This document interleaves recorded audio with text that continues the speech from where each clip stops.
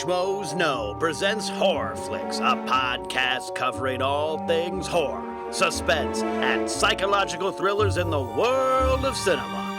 And now, here are your hosts, Cobbster and Cody.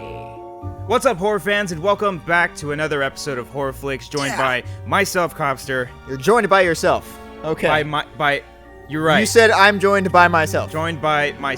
I meant in the sense of here at HorrorFlix, we have the utmost professionalism. I am Cody. I'm the co-host, joined by the host, Cobbster, as I poked him in the head. That was not intentional. How's it going, pal? Do it. Good. You almost make my mustache fly right off my face, you son of a bitch. What I meant to say was myself, as in like me. That's me, and like whatever. It's semantics. We're Cobbster and Cody. How's it going, guys? Hi, guys. How you guys doing? We missed you guys. Sorry, this episode is going up just a tad late. It feels like it's been a while. It feels like it's been a while just because it doesn't feel like it's been a week. We usually do this every Saturday. We had some busy stuff going on, and then the Bucks were playing on Sunday, so of course they won that game. That was the best game the Bucks have played in 10 years. What's They're the record? 5-5. They're in the playoff hunt. I am proud of those boys. Yeah, my record on fantasy football is 5 for 5. You don't see me. Don't get me started on that shit. Yeah, I can only imagine. So enough about fantasy football, guys. Welcome to this edition of HorrorFlix, where we're talking about James Wan today. Yeah. Obviously, he's kind of one of the more well-known directors because he's one of the only ones that's big right now, I guess. At least for horror? For horror, I would say the biggest one. I know he's sort of stepping out of horror with his more recent films, obviously with Furious 7 and obviously Aquaman. That's going to be coming up soon, which would be cool if he did some scary things in that. I would like to see some scary stuff in Aquaman. You can have some scary. Because the deep sea type of shit scares me. Yeah. I don't like. God, could you imagine if they go to a place that's never been explored, like in the ocean, like only Aquaman goes there? That would be pretty cool. And it's fucking terrifying. And then like Aquaman with his little speedos, like like a dolphin for some reason. I don't know.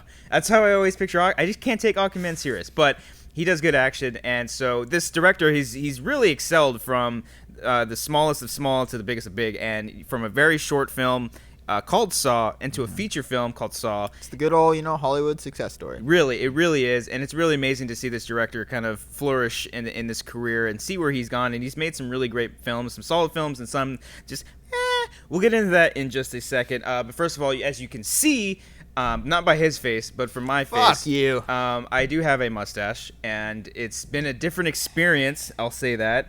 People treat you kind of differently. Yeah. They either treat you like shit because they know who you are. If you're a goofball in real life, if you're kind of immature and you say shit you probably shouldn't say unless you kind of think about it beforehand. But if you're kind of a mature person and people like you a lot, then they probably won't say anything. But for me, I'm so confused. I get a lot of shit for this. They're just like, you gonna shave that off yet? Like constantly. But I applaud you for committing to this. I've been committing for it. That's a straight-on handlebar right there. Thank you. You're owning it. I'll give you that. Yeah. I was going for a Tom Selleck, but I got a Freddie Mercury, and I'm not complaining. But Freddie Mercury, it's not a bad alternative. No, I got a Michael Cera. Yeah, you do. So basically, the reason why I'm doing this is because our good friend Josh McCouga, who does Between the Sheets, he's also the Wild Man on Schmoes Know. He's on Collider too. And Collider. He does like Walking Dead recaps. He does a real Walking Dead, Arrow, and Agents of S.H.I.E.L.D. Yeah. And I was going to say, he's on Movie Talk once in a while. Yeah, he's on Movie Talk. He does this every single year from Movember. Obviously, there's going to be a link for you guys to check it out down below. His team is Between the Stashes.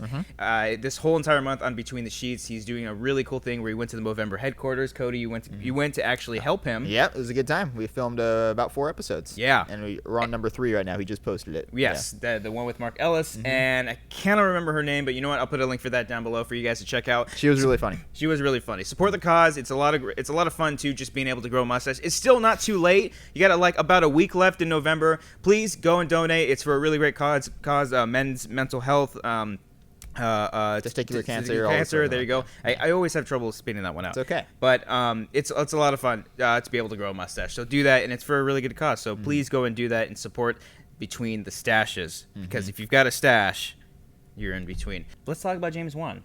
That's a fantastic segue. Thank you very much. He is an Australian horror director. Yeah. I guess, you can still consider him a horror director because the majority of his films are horror in the horror genre. Yeah. But he has also ventured off to do some action-based films, and it seems like, especially after The Conjuring, that he wanted to kind of get out of that little funk. He just didn't want to be established as a genre director. I can see that. Which is fine, too, because, I mean, you think about a lot of the horror directors that are going about today. There's James Wan, Ty West, Adam Wingard. I'm trying to think of any other ones. At the top of my head, Those are all. I know, what's his name? He did, I wouldn't consider him a horror director, but I'd like to see him do more, is Gareth Evans. Gareth Evans? Because he did the VHS. segment VHS too. Yes, yeah. that's right. So, and at the top of my head, and who's the director who did It Follows? Him too. I want to see more from him, David something. and I want to see more from. We are not prepared. God No, it's fine, I want to see more from the director of The Babadook, Jennifer Landis. No, Jennifer Kent, I think. Jennifer Kent. I think Kent. Yes, Clark Kent's twin sister. We're gonna get eaten up. The No, comments. that's Hold fine. on. That's fine. All those. No, but I mean, who are you gonna look up? Like I'm looking modern- up the director of It Follows because I want to give him a Oh, shout out. okay, He made a okay. great film. He did make a really great. David Robert Mitchell. There you go. I knew There it was you go. David. I was actually thinking of Disasterpiece, who does the score for that movie. Ooh. But yeah, so James Wan is kind of the one out there that sort of sticks out, and I love this guy's style. He's got a very old school sort of style to his films, and he brings that, and it really works because each of his films feel different, and it depends. I think it depends on the writer as well too, because obviously he That's works true. with Lee works with Winnell Lee a lot, Winnell yeah. a lot. I believe Saw, Dead Silence, Insidious 2, and that's it, right? Yeah, think he wasn't involved in Conjuring. I know that. No, I know Yeah. the Hayes brothers were involved with Yeah. Conjuring, and it was a different studio too. And he works with a different studio almost every single film too. Does I he? believe. Oh, I think wow. so. That's interesting. Yeah, it's He's pretty journeyman. interesting, and Yeah. and you could see the different styles in film too, because it's not just one style of horror that he has. He has multiple different styles. Yeah, we'll get into that later when we discuss like Insidious and the sequels and all that. But yeah, I love the way this guy makes movies, dude. I do, Like, yeah. You can tell he's a huge fan of the genre. Obviously, anyone who makes horror movies is a fan of the genre, but this guy really just showcases his talents and his passion behind the camera. Absolutely. It's really cool. Well, I'll go back with you on that one. I think that most horror, like people who direct horror films, it really depends on who they are, because Yeah, I think a lot of the times Everyone at least appreciates horror I films think if they're so. making Yeah, a horror absolutely. film. Yeah, but I don't think they're as passionate as say like someone like James Wan. Yeah, that's what I'm saying. That's what separates him. Yes, absolutely. Okay. Well, like we look at someone like Eli Roth, who's someone who's very passionate about the genre as well. Just execution-wise, I mean, just not a fan. I'm sure people were fans of Rob Zombie. Not a huge fan of him, but I mean, I can respect the fact that he is a fan. Dracula, The fact that you know that. dig through the ditches and burn through Nope. the witches. Nope. I refuse. I refuse to promote. Don't buy Twisted his Metal 4. I remember that. Okay. That song played all the time on that. Right. But Sorry. back to James Wan instead of your twisted mind of I'm Twisted sorry. Metal. You ever played Twisted Metal? Yeah, it was okay. It was a great It series. was okay. It was fine. Anyway, But yeah, I think James Wan. I've just completely thrown you off. I apologize. I'm like, where are you going with I'm this? sorry. Stay on target. Stay on target. You just gotta stop playing Battlefront. I know. That's what's what it going is. on. I'm It's sorry. messing with your head. Battlefront's fun. Battlefront is fun. Play Okay. that. So, first film, Saw. Well, Saw. actually, the reason why he's kind of famous is because he did Saw as a short film 1st, and that sort of blew him up, and they gave him money to do a full-length sequel, which he put Lee Winnell in again.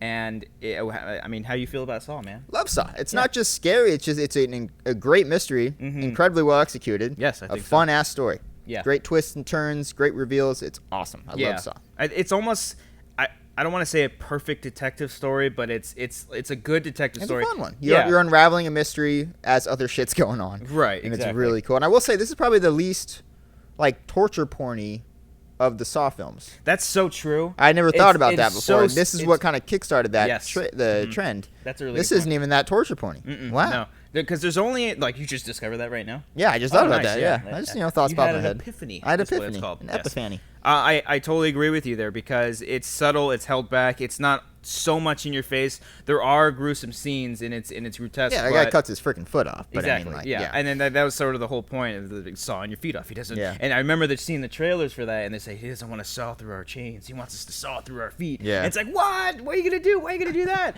And the way the story unfolds, and you have Danny Glover running around being the crazy. That's probably the last like good movie Danny Glover has done. 2012. 2012. 2012 is As- so bad, but I have so much fun with As that the movie. president of the United States. Oh, okay. No, he was also in Badass 2. Anyways, so Saw. Yeah, Saw. I enjoy it thoroughly. Mm-hmm. I love the cast. Obviously, Danny Glover. I cannot think the actor's name. but he Carrie played Elwes. Wait, the main guy? the Asian dude. Asian dude. He's in Lost. I know that. Yeah, he plays Miles from Lost, and I always forget his name. He's also Damn in it. Star Wars too. Yeah. But then also another person from Lost, the guy who you can do this one. Come on. The guy who plays. He plays Ben Linus. You can do this. Ben Linus. I don't know his real Michael name. Emerson. There you go. And he plays Sphincter? No, what? I don't know his name. He name, has a weird name in the movie. His name's not Sphincter. Spence or something like that. It's something around that nature, but he has a weird name. And when it turns out that he's the guy, of course it's Ben Linus because he has a certain look about him. Yeah. But the whole tone of this movie, I always think green when I think of at least the first few Saws because it always has that kind of green overtone, the color scheme that's going on in the film. But I love the puzzling aspect. I love that even though that it did kickstart a franchise that probably went on too long, all franchises go on. Yeah, of course. But I've said this multiple times is how this is sort of the modern day Halloween or the Friday the 13th sort of franchise where you have the face of the franchise like a Michael Myers or a Freddy Krueger.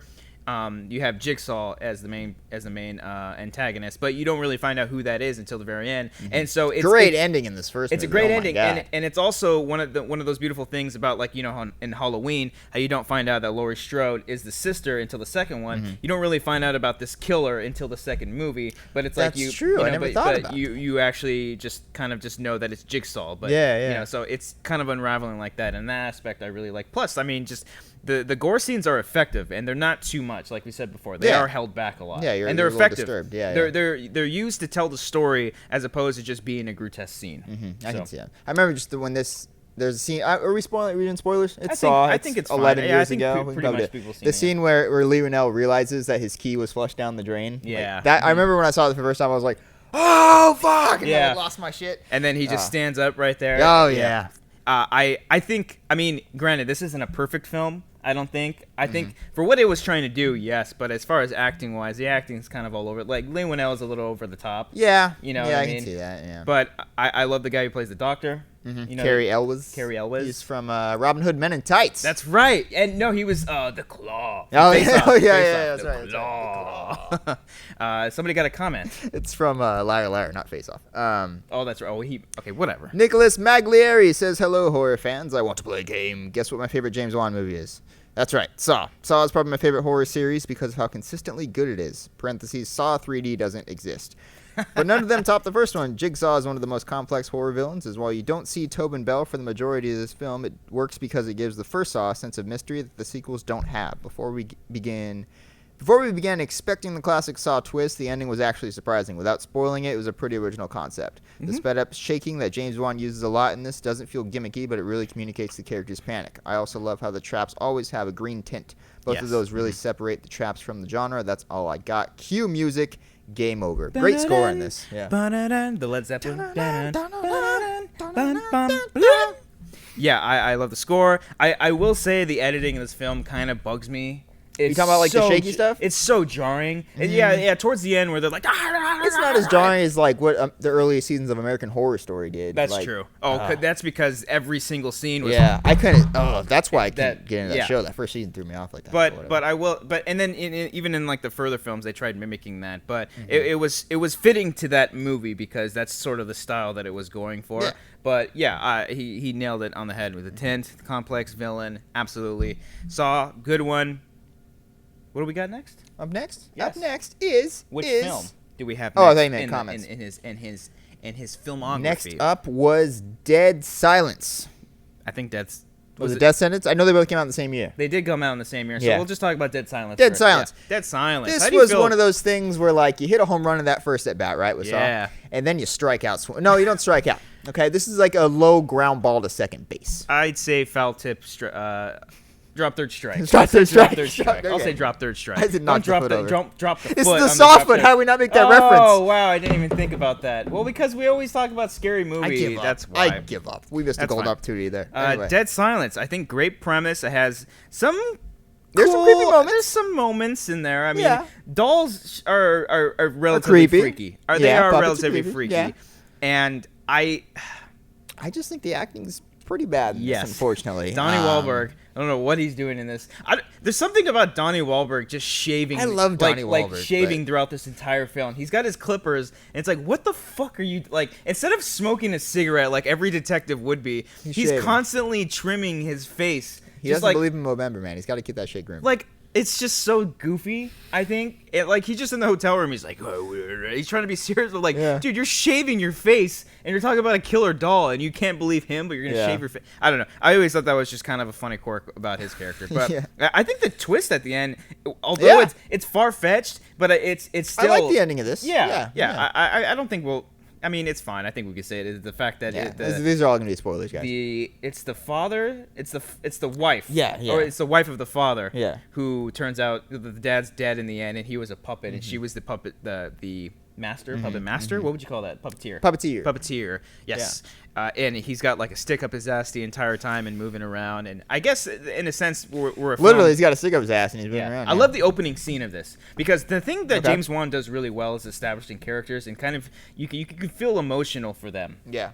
And I think that goes hand in hand with almost all Australian directors because you guys are good at this shit, man. Babadook and Wolf Creek, really great films because you get attached to these characters emotionally, and it actually means something. So in the very start of the film, when it's the wife and the husband, and they're both together, and the main character, and she passes away because of this just tragic supernatural thing that happens, it's really jarring because they have such a good relationship with each other, and it's just really sad to see. And I'll get into the same thing with Death Sentence because he does the same thing, and he makes you actually feel for the characters. And so in that aspect, I liked it. Just kind of the journey to discovering the truth about this doll and this woman. It's a little all over the place, but I mean, you can have some fun with it. It's creepy imagery in this. There is some creepy imagery. Just the shot of those dolls' faces, man. Yeah, that's true. And if you look very closely, and there's one scene in the film where there's like it's a whole room full of dolls. You can actually see the Jigsaw puppet in there somewhere. Oh, really? Do the cameo? And he does the same thing in Death Sentence. There's a part like where they're in an alleyway, and you see the Jigsaw's face puppet spray painted on the wall. It's pretty cool that he does that. Yeah. Somebody talk about Dead Silence. Yeah, we got Quentin Kelly here says, I'm going to go with Dead Silence. No one talks about this one. It's extremely underrated. I love that James Wan always creates great tension and suspense and has Donnie Wahlberg, which he's also in Wan Saw 2. He's great as a detective in this movie. Now, I know we're not exactly the biggest fans of this movie. You know who else isn't? I don't know who. Lee Winnell, the guy who wrote it. Yeah, the guy who wrote the movie. I forget exactly what they said. This is a few years ago when I read this interview, but like something, I want to say it was like rushed, and also Universal kind of just didn't market it at all. Like no one really believed it, and they kind of just. Yeah, I remember what it was. They kind of like forced them to come up with an idea real quick in a short period of time, and then develop it and just shoot it real quick. Oh. You know, and give them credit for at least trying. Yeah, and making a movie out of it, and making it. It's not terrible. It's not terrible. It's a decent movie. No. That's the thing about all of James Wan's films is they're all very low on Rotten Tomatoes. A lot of with the exception of The Conjuring, I believe, which is his highest. I don't know what it's at, but most of them are actually really low. The first Saw, huh? The first Saw, even too. I think it's only at like 30% or something like that. Really? I think it's pretty low. Don't quote me on that, boy, I'm because gonna I ain't fact said check nothing this yet. But yeah, you should probably check that out. But that's pretty fun. I mean, I can see that. I mean, James Wan was doing that and Death Sentence, and I want to say Death Sentence was before Dead Silence. I'm not 100% sure. But it seems like out of those two, the focus was more on Dead Silence. I'm sorry, Death Sentence, because I think Death Sentence... You're saying like creatively speaking? Creatively speaking, and just as a film overall. I think Death Sentence is a better film than Dead Silence for sure.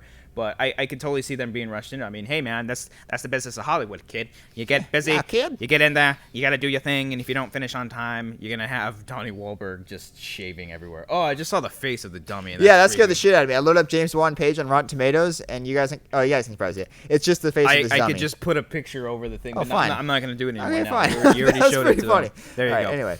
And the dummy reminded me of Slappy from Goosebumps. Is that what his name? Slappy? Yeah. What the fuck was that? So was it Slappy? Jeez, it was Slappy, all right. Yeah. All right. Saw 2 is at a 36. Saw 3, or anyway, he didn't do that. The first Saw. What's the first Saw? I'm trying to find the first. Oh, 48. 48. Okay, you're right. But still, I mean, that's a fresh film in my eyes. Yeah, for sure. Absolutely. I'm sure Dead Silence is pretty 20s or something. Dead Silence is 21. Death Sentence is 20. Wow, I didn't realize that. Jeez, really low. But I enjoyed this. You know what? Sometimes the scores don't matter. That's okay. Let's in my eyes, I'll watch them. Let's go to Death Sentence. You recently watched this for the first time. I did watch this one. Kevin Bacon. Anything that Kevin Bacon is in, I will watch because Kevin Bacon is the You want to hear shit. something really sad? Yeah. This wasn't my first Kevin Bacon film, but I'm a really young guy, so I didn't watch Footloose growing up, obviously, because I was in the womb. I actually wasn't even in the womb yet. Whatever. This was one of my first Kevin Bacon movies, and I was like, every time I think of Kevin Bacon now, I for some reason associate myself with death sentence. Well, that's It's okay. weird. I'm with you in the sense of like watching him in some of these films kind of early on, because I think I remember one of my first movies watching with him. It was either Tremors. I watched Tremors. It was before. Tremors, and then Yeah. I remember Hollow Man a lot. And That's right. He was. And in I think Hollow Man. Hollow Man might have been around the same time as this film, because he's got some quirks that he does in this film that he did in Hollow Man. No, Hollow Man was like 2000. Was it? Was it sooner? Yeah. Oh, okay, maybe it was sooner. But yeah, so What an recently. interesting movie that one is. Hollow Man? Yeah. Yeah, it's not that great. Great cast, but not that great. But I think it was Paul Verhoeven, too, who did Starship Troopers Really? and He did? RoboCop Okay. and Total Recall. Some of my Okay. favorite science fiction movies. Okay. But nonetheless, I thought this movie was good. I liked the first two halves of it. I think the ending kind of really loses me a bit, just because Now, do you think he goes too far? Is that what I you're do saying? think he goes too far. Okay, well, I Yeah. think that's kind of the theme of the movie. It is, but okay. So this is the thing about this movie, is that the opening scene hooked me, because Okay. I knew very little about this movie. I knew some bad shit happens, obviously, and the movie's called Death Sentence, so I knew something bad was going to happen. But I had a really bad feeling going in, just because the first 5 minutes, James Wan's use of found footage was great, because he uses all the stock footage of the family, of them together, all growing up and getting older, and it's just a genuinely good suburban family that it feels like you're going to be safe the entire time. You feel like nothing's It's going to happen to heartbreaking them. when you see what happens to him. When yeah. what happens to them is very, very heartbreaking Yeah. and almost unbelievable at aspects, because I thought, oh yeah, maybe they'll survive. No, like bad people die, and it's really vicious. And there's really no moral as to reason why what happens is the son is killed at the very start of the film. Yeah. And he's killed because of initiation of this small little group led by Charlie Clouser. There you go, Charlie Clouser, Gotcha. who's Tron and what's not Step Brothers, Four Brothers. No, you're thinking of Gary Hedlund. Oh, I am. Who's this guy then? Who's Charlie? The guy who's who Charlie plays the Clouser? main villain, right? Yeah, I'm looking him up. Charlie Clouser. Charlie Clouser. Clouser. Let me see here. I'm trying to think who that is, but nonetheless, it hooks you in at the very start of this film, and you just kind of see where Kevin Bacon goes, and he just goes. It's a really good psychological thriller, because Kevin Bacon goes through the rut. Oh, you're right. It's Gary Hedlund. It is Sorry. Gary Hedlund, Yeah, right? the guy in the Okay. comment said Charlie Clouser. Who's Charlie Clouser? I don't know. We're gonna find out. Okay, Charlie. Blah, blah, blah. But it's really sad and depressing to see where Kevin Bacon's character goes, because it's one of those things of like what to do the right thing or not, because the kid who kills his son gets arrested, and he's able to, they're going to be able to try him and eventually send him to jail, but it's only for a couple of years, just because it's just word of mouth is the only bit of proof against him. And Kevin Bacon just says, oh, nope, I made a mistake. It wasn't him. So he decides to go off and kill him, but he sort of struggles with that. And you think, like, oh, well, why would you really do that? But then again, at the same time, it's like you don't know unless you're actually in that situation. That's what I really liked about it. But the thing that sort of loses me is the fact that He scored. Charlie Clouser scored Death Sentence. He's a musician. Oh, that's right. Depeche Mode. Not Depeche. No, Nine Inch Nails. Nine Inch Nails. Guys, it's been a while since our last Yes. episode. We're a little Nine Inch rusty Nails. here. The same kind of music. I'm not a fan of either. But I just totally could not get on board with his character at the very end, because just of where he goes. Because something happens in the middle of the film, and it leaves the only one son left. And it's just, I don't know. You didn't like the scene where he's walking through that one building just shooting the shit out of everybody? Look, it's an effective scene, because what happens at the end, he goes to John Goodman. John Goodman's fucking awesome in this I forgot movie. John Goodman. Yeah, That's he's right, the father. And he gets all these guns, and all of a sudden it's like he's a badass, and he knows how to kill people and shoot people and all this stuff. Okay, I and can see that. they show him like looking up manual. It was a and stuff, montage. and- Yeah. yeah, but it's just still, it just felt so different from the entire film. Like it didn't feel like it turned into an action film at the very end. I do love the scene where the car goes off the parking structure. Yeah, That- there's a that's one just- take in yeah. there. Yeah. In the park. Yeah, yeah. It's not a good one. It's not. It's so obvious. He's still a young filmmaker at that point. He's owning his I know, crafts. I know. Yeah. But like I was saying before, like his character doesn't become redeemable for me at the end, because his son is still left, and he's being selfish, and he goes off and he kills all these people to sort of end it once and for all, and he dies in the process of that, leaving his only son left over. So it's like I can't sympathize for a character like that. You're saying if the other son character wasn't in there, you'd be okay with it? Is that what you're saying? Yeah, because Okay. you think the son character dies, but Okay. he was in a coma, Yeah. but he ends up waking up. If he had died, then it grants Kevin Bacon's character to do what he did. But Okay. the fact that his son is still alive, it doesn't make it redeemable. It kind of makes him more of a scumbag for him doing that, because he's going to leave his son all alone. Okay. And so that in that aspect, I understand that. It's an understandable criticism. I understand the motives that he was trying to do. But that's the price that he pays for going this far. It is the price that he pays. I guess that's what and they're trying to bring home. But that's why I like the first two halves of this film. Just the last act sort of loses me, and it feels almost like I guess like a You're Next or a Guess kind of thing, where most of the tone of the film is different, and then until the very end, it sort of switch gears. And I get it's effective, like the gore scenes at the very end is cool, the CGI blood or whatever I can do with that, but yeah, I'm not the biggest fan of it. But I do like Death Sentence as a film, majority overall. I would recommend it for people to go check it out. There is a fan here. Brian Fernandez says, while James Wan may be known for doing Insidious, Saw, and The Conjuring, I think an underrated film that he has done is called Death Sentence. I thought the movie was amazing. Great performances from the entire cast and great score from Charlie Clouser, there it is, who also does most of the music for all the other James Wan movies. A must-see movie for those who haven't seen it before. Yeah, I would definitely go and check it out, and let us know what you think about it. Yeah. So... that's the first three. We got a couple more. First three, yeah. But why don't we go on over to Stacy Howard for HorrorFlix and Kill? Stacy Howard. Wait, hold on. What's that? What? No. Yes. Okay, you're good. Peanut butter and jelly.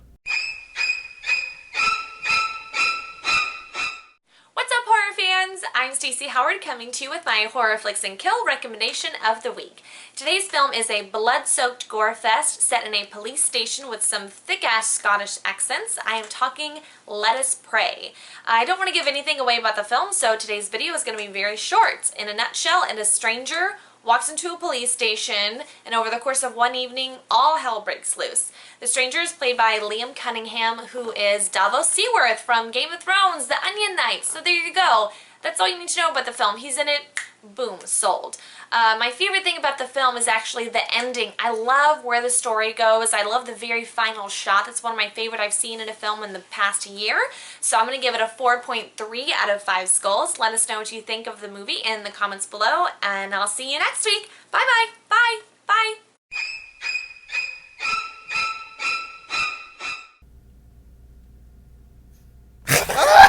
Welcome back, guys, and Stacy, I thank you so much for Stacey. recommending that. I was literally going to go check out this film on Netflix, and now with your recommendation, we're going to do it. I will. Yeah. So be sure to go ahead and follow Stacy Howard on Twitter, and go check out her iTunes podcast, which is 6 Degrees of Feature Film. With Miss Movies, and I should be on that. When am I going to be on that? I'm going to be on that this Wednesday. This is a running joke. I'm going to be on that this Wednesday. Oh, you're actually going to be on it? Yeah, I'm going to be on it. That's good. Yes. So okay. Go and check that out. I'll put a link for that down below once it's up. So back on to James Wan. So we're chugging along. We went through Saw, Death Sentence, Dead Silence, and now okay. He releases 2 movies a year sometimes. Those 2 are way too similar. Way too similar. That's way that's too something similar, pal.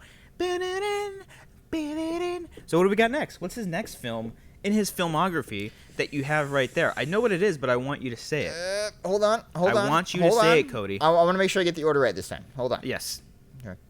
By the way, was Death Sentence and Dead Silence, which order was that? Hold on. Death.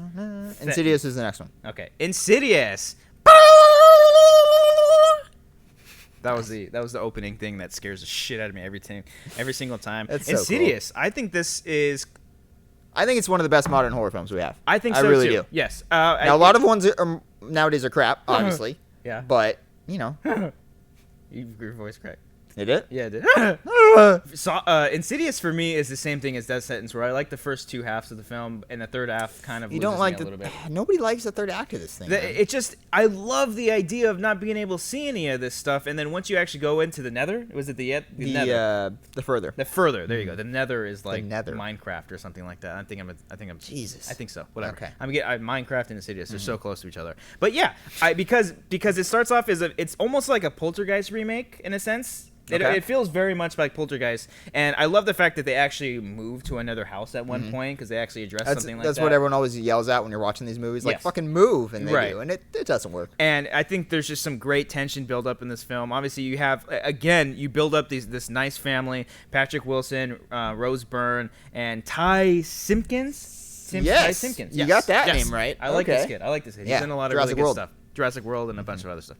And you grow to like these characters a lot, and you great performances. Really great performances, Patrick and you Wilson learn a lot Rose about Byrne. this backstory with this old lady, and it all comes full circle. And then you've got the two ghost hunter nerds that are coming in, and there's such great comedic relief. And by the way, James Wan has a really great sense of humor. He does. A really, really good sense of humor. I think his humor works really well in his films, and it's perfect timing. And it's not humor to be funny. It's humor to fit the story, and just because I think a lot of the times in horror films, there's so much tension and there's so much going on in the film that you need a lighthearted moment to sort of feel safe in a way. And that's what he does really well. And that's what I really like about a lot of horror films is when you can have those funny moments and sort of like it's like you're hitting the refresh button. You're like, okay, we're safe. Now give me a second. The thing that this fucking movie does is it's the same thing with every the night scenes. It's like, oh fuck, something's gonna happen, and then the day scenes are like, okay, I'm safe. I can probably just rest a little bit. I don't have to tense up or anything. This motherfucker gets you during the day, and it pissed me off the first time I saw it. The kid dancing. That scene is incredible. Have you gone back and watched the videos on YouTube where you can see the kid before that scene even starts? Yes, hiding against the wall. He's like hiding. It's so brilliantly shot. Oh my god! I keep knocking the foot over. And he's dancing and he's doing his thing. And I think that to me is probably creepier than the demon face, the Darth Maul face. Effective, good. That's something. That's an effective jump scare. Oh, there's a bunch in these things. Yeah, that's one. There's one with the the baby monitor when Rose Byrne's she hears the noise whatever, and goes. I think it's like goes out. It's so good. I love that one, and I also love the one where she actually goes upstairs and you see him walking back and forth, which they call back to in number 2, which they do get back to, and which we'll get into. And then all of a sudden he's in the room. It's really really good, effective, good stuff. And that scene where Patrick Wilson's kind of going up and down and through the house, you're not really know what's going on, and obviously you find out what happens in the second one. But the mystery of all that, it's great because it's one of those things where just like in The Conjuring where nothing happens. A lot of that. And it's really, really great, all just created through tension, man. I love the ending of this thing. Some people don't. I mean, I'm not talking about the third act. Yeah, a lot of people don't like the very ending of this thing. I liked it a lot. Stupid ending. I think really? I think it's a stupid ending. Really? It pays off because of the sequel, because we don't have I thought when the sequel was announced, I was kind of mad because I thought the ending was perfect. I was like, I'm like, how are they going to make a sequel? Rose Byrne when she's just... yeah. I don't know. It's just too much for me. It started getting it's this, like I said before. It's the same thing with Death Sentence, where the tone completely shifted and became this entirely different thing. This wasn't that drawing of a tone shift, though. I don't think. It's just it was from realistic to whimsical for me, at least. Okay. You know what I mean? Okay. But I understand people like it, and I think the character of the Darth Maul. I don't know if they've ever mentioned his name. Have they given that person a name? Don't know. I'm just gonna keep calling him Darth Maul. Okay. Very creepy looking, and he's just always like. And I thought, I like the stuff at the end, man. When he's crawling up on the walls and shit, chasing after them, I thought that was genuinely creepy. Okay. Yeah, I don't mind it. Sorry. I don't. Yeah, and it's the same thing. Like I said before, it's like a Poltergeist remake because he gets pulled into into. God damn it! What's the name of the fucking thing? The Further, and the father goes in after him. Except you actually see what goes inside. Yeah. So in that aspect, I can respect that movie for sure, and it's a decent movie. I might even go as far as saying I like Insidious 2 more than the first one. I'm not there, but I do love Insidious 2, which we'll get to soon. Yes. But, Did anybody say anything about the first Insidious? Yep. Give me 1 second. Tiptoe through the window. That song is forever ruined for me too, as if it wasn't creepy on its own. What was the other song that was playing throughout this one too? There was another one, wasn't there? Hold on. Found the comment. Yes. We've got Gustavo, good fan of the show. I like this guy. Yeah. Gustavo Benrosto says, I'm sure a lot of people will say this movie. I think my favorite James Wan movie has to be Insidious. I did not watch this film when it came out. I thought the premise was really dumb, and when I heard there was astral projection, I was like, I'm never watching this film. But then I saw it last year and loved it. The story was good, the characters you cared about, and there were some parts that genuinely scared me, especially the part where the mom was walking through the house and you catch the ghost in the corner, but it only goes by really fast, so you question if you actually saw it. The music is really well done, and I recommend it to friends who haven't seen it. Thank you, Gustavo. That was one of the things, too, when this movie first came out. My buddy, he saw it in theaters, and he's like, dude, you have to see this movie in the theaters. It is a scary... Like, he hyped it up as being the scariest thing he's ever There seen. was a lot of hype for this. There was. And then when I finally saw it, I was just like, it's good.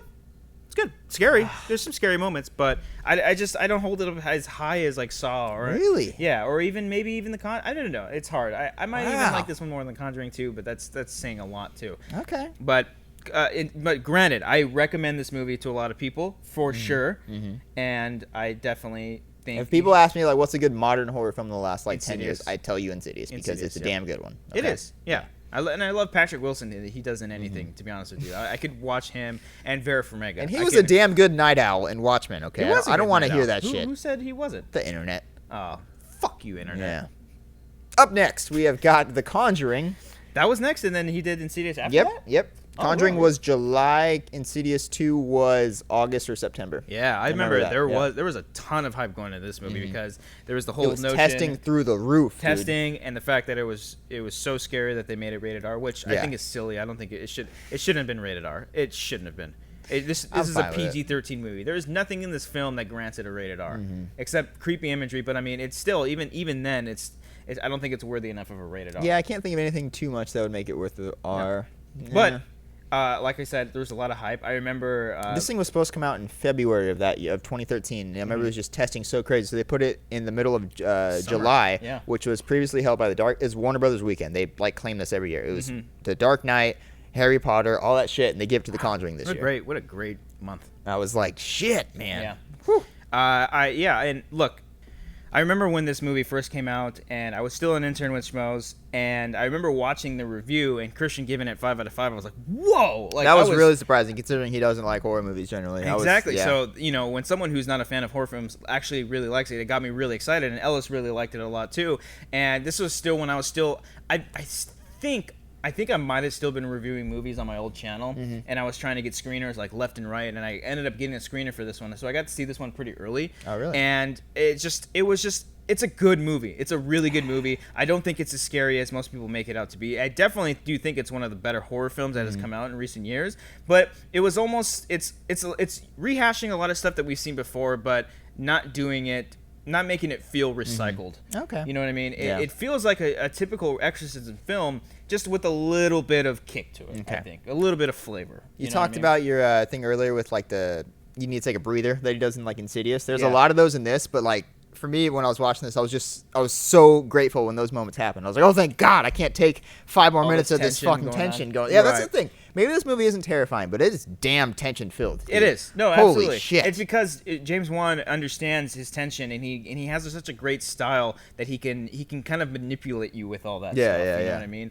And especially this movie takes place, in the 70s, I think? Yeah, something like that, 70s. And it is a definite throwback to 70s horror films, too. Maybe not so much the way it's shot, but definitely just the overall feel. Like, the set design's really great, the music, like you said before, the tension is really, really great. And I just think, I love the family aspect that's I love how much time they take with the family before the Patrick Wilson and Vera Farmiga come over. Like, I love that you really get the time to care about all these characters in this family. So when you see shit happening, it's like, it makes it even worse. For me, there's almost like an unbalance of paying attention to certain characters, because it starts off with the Warrens, and they are the leads of this movie. They are. Yeah. And the family is the background. But then you spend a whole lot of time with the family so you can get emotionally attached to them. And you do to a certain extent. But then they kind of drop off, and then they go away to their grandma's house or something like that until the mom gets possessed and they have to come back and do all these other things. But, I feel more attached to the Warrens as opposed to the family. But definitely the fact that they... Even the stuff when they're going off, like, you see the photo of them on the beach. Like, I thought Lily Tomlin... the mom. I thought she was great. She played this so sympathetically. Like, I thought she did a great job, and I really felt bad for obviously what happens to her character, and as far as like what happens what she's trying to do to her kids. Yeah, she's trying to kill her kids, dude. Yeah, like it's pretty creepy fucked up. Too. Yeah, and I really love the ending. I think I brought this up in the past, but the ending when Vera Farmiga is like, "It's your daughter," and like she's like, "My voice cracked again." Sorry, but it's such an emotional scene for me. It gets me like kind of, I don't know, I get a little choked up during a freaking horror movie that's scaring the living shit out of me, dude. That's why I love The Conjuring. Have you ever cried during a horror film? A horror movie? No. I'm trying to think. Maybe no. Troll 2. Just out of pain. Yeah, but. Yeah. No, I completely understand that. Look, I like this movie overall. Like, it's a solid film. It's fresh for sure. I don't know what percentage on Rotten Tomatoes, but it's high. It's like 80 or 90, dude. I don't know about 90, but if it's an 80, it was then 90 it's well when it deserved. came out. But the one aspect of this film that I don't like actually is the Annabelle character, or the Annabelle aspect. You think it's kind of shoehorned in at the end? I think so. It felt like, we're gonna get a spinoff of this, and then sure enough, there was a spinoff of it. It served the story. That was the iconic thing from the Warrens. Like besides the Amityville, I think True. that was the they had to throw that in there. But I guess. I like the fact that they introduced it early on in the film. Like it's almost like a Dark Knight thing where Batman's off in the night and he takes out Scarecrow right then and there. It's just like it's like a typical night for Batman. Yeah. The opening scene was like a typical mission for the Warrens, and I like that too. But I felt like them bringing it back, it was just way too much. Like, I feel like I understand where you're coming from. Yeah. I would be a lot more upset if that scene wasn't scary. I still thought the ending with Annabelle was some terrifying shit. yeah, Like it just, when it turns around and then the chair goes flying towards the door and they have to Yeah. try to get the kids out. Oh, it's great. It's good. No, it is good, but it's just it felt like it's like I hear them saying we need a scene that needs to be scary to fill this certain gap, and that's essentially what it feels like for me. It feels like we need to move along the story, but we can't have all of our characters kind of go through in it with flying colors. We need to have them have some sort of conflict. And I like the fact that they have a daughter, but I think they could have handled something else with that. I don't think they it felt like too much super like, okay, we get it, there's supernatural shit all over the place.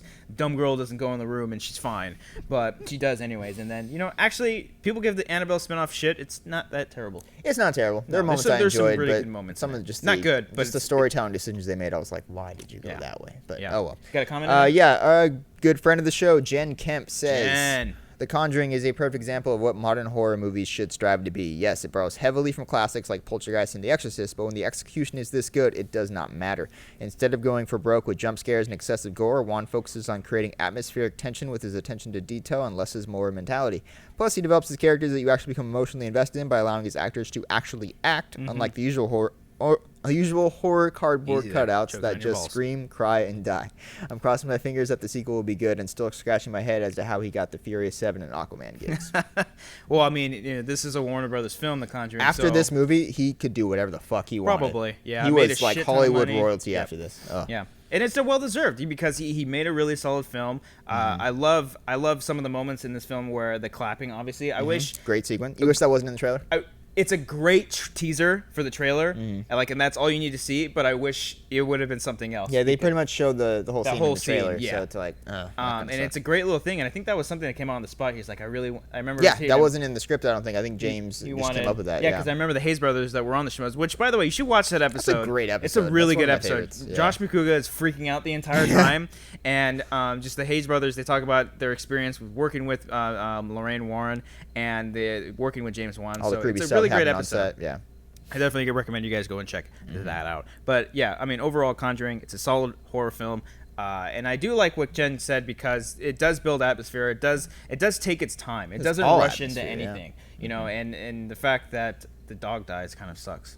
Can we stop killing dogs in movies, guys? That's so sad. It almost goes down a notch for me a little. Yeah, bit. like, it Just really every pisses time, me off. It Like, just gives me it just bums me out. Yeah. Oh, well. Yeah. But that's The Conjuring. Let us know what you guys think about The Conjuring down below in the comments. So a month later, or maybe 2 months later, I That's can't right, remember. it I did can't come out remember same exactly. This guy made 2 solid horror films in 1 year. Yes. Most people can't do that their entire career. This And guy then- did it twice in 1 year. Yes, this is Insidious 2. Yeah. Insidious Chapter Chapter two. 2, Chapter because it's the two. second chapter in his book.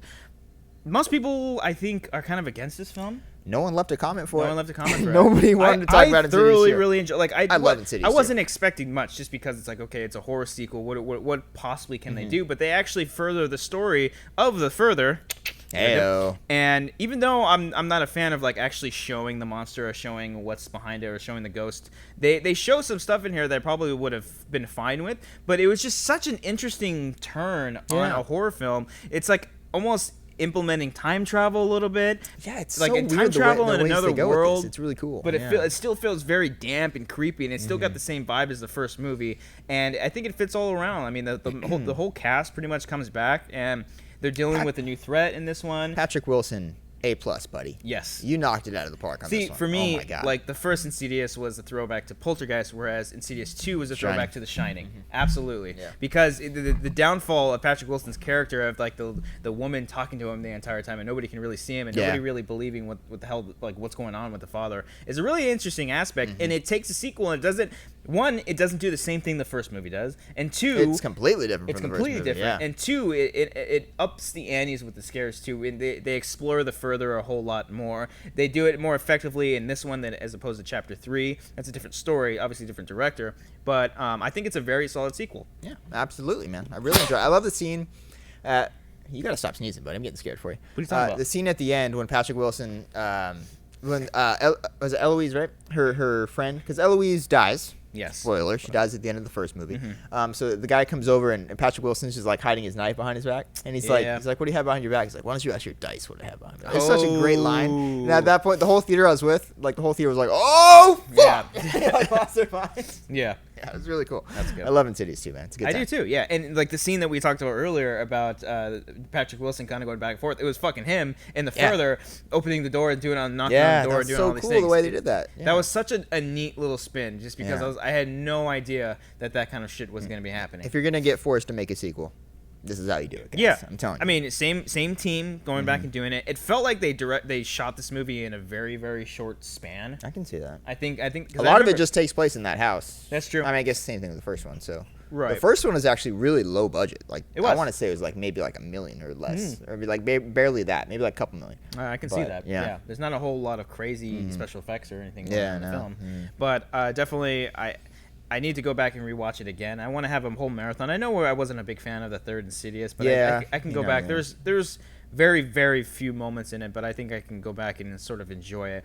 Well, the reason why I was disappointed with Insidious 3 was the fact that it was a prequel.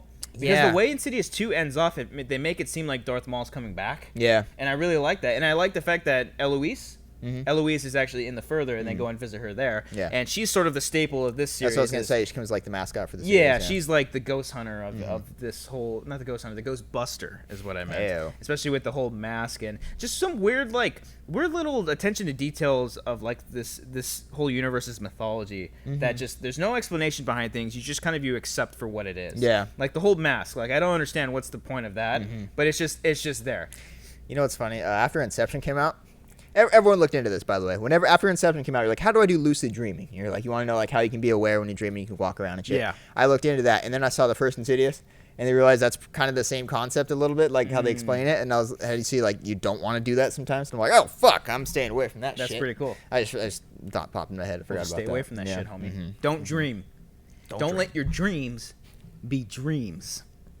Did you watch that live stream of Shia? Fuck yeah, I did. No, I watched way too much of that than I should have. Jesus.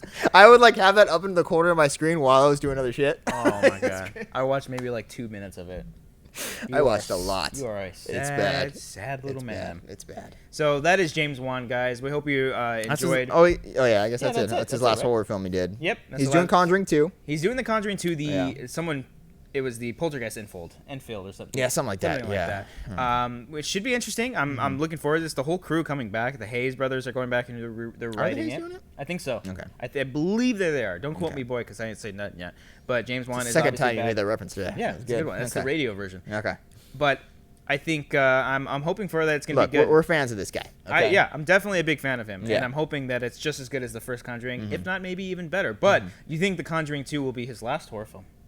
I thought the first Conjuring was going to be. I think they worked a deal with him saying, if you do the Conjuring 2, we'll give you Aquaman. I think that's what happened. I can see that. So, yeah. You know what Warner Brothers did for him after Fury 7? They threw him this huge freaking party with their ghosts. Yeah, it was insane. They congratulated him for passing $1 billion or whatever, and everyone was at this party. And they're like, everyone's pitching him ideas for like what to do. I think it was crazy. Did he? I was not there. He favored your tweet one time, right? He favored my tweet in the summer of 2013 when I told him, "Hey, good job for making 2 solid horror films in 1 year. Congrats, man." Favored it. We're best friends. Hang out every Tuesday. Yeah, I'm pretty sure someone runs his Twitter. No, he runs his Twitter. I'm pretty sure he would be the kind of guy. Yeah. But yeah, guys, that's basically James Wan's filmography. I mean, we're not going to talk about Fury 7.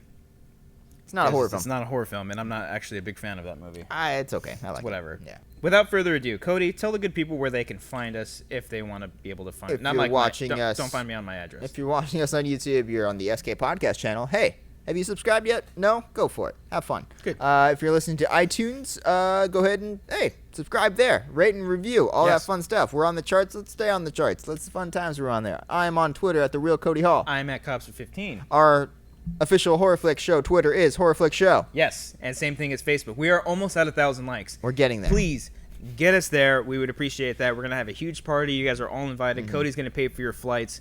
Don't worry. I got you guys. No, but maybe we'll do some kind of giveaway when we get to 1,000 likes. So you kind of want that to happen. That'd be really appreciative. Follow us on Twitter. All those things. We really appreciate you guys do this. We're gonna be taking a break for a week because of the holidays. It's Thanksgiving. Get stuffed. Go get stuffed. Go get stuffed. Stuff your fucking belly, god damn it, and eat some turkey, some mashed taters, some cornbread, some Jell-O, some fucking steak. If you're not eating anywhere on Thanksgiving, have some pizza. That's fine too. No one's gonna judge you. Go watch Creed. Go watch Creed, and go watch some more horror films. Go watch all these horror films that we recommend to you guys. Have a good, solid holiday. We'll see you guys next time on HorrorFlix. Cody, take us out.